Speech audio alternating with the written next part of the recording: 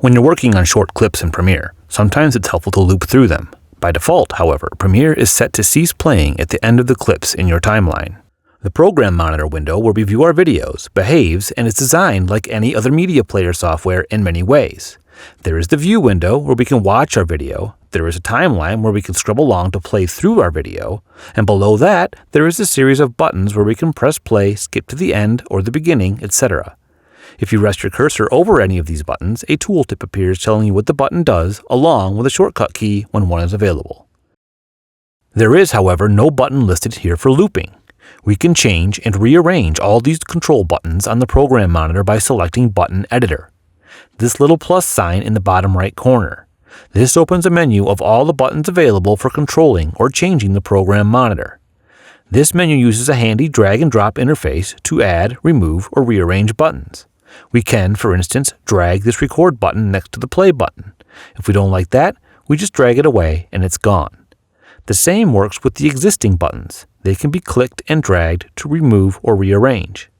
Since I just did a bunch of random things and want to start fresh, I can press Reset Layout to return the layout to the default.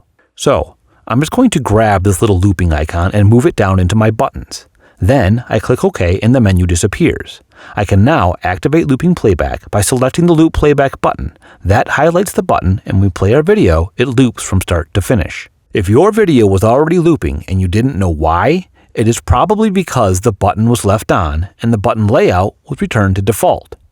If I open the button layout menu, reset the layout, and close it again, we see the loop button is gone. However, when we play through our timeline, the looping continues.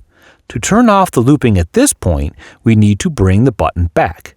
Then we can turn off the looping and, if you desire, reset the buttons to default once again.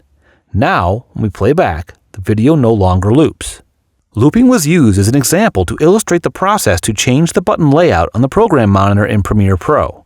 This video was made with Premiere Pro CC 2023. I can't vouch for this process in former versions of Premiere. Notes like this are designed to jog memories or point in the right direction. They're short and to the point, so they don't tend to cover subjects too deeply. If you have any questions or would like to see this topic covered more deeply, please let us know in the comments. Thanks for watching and stay tuned.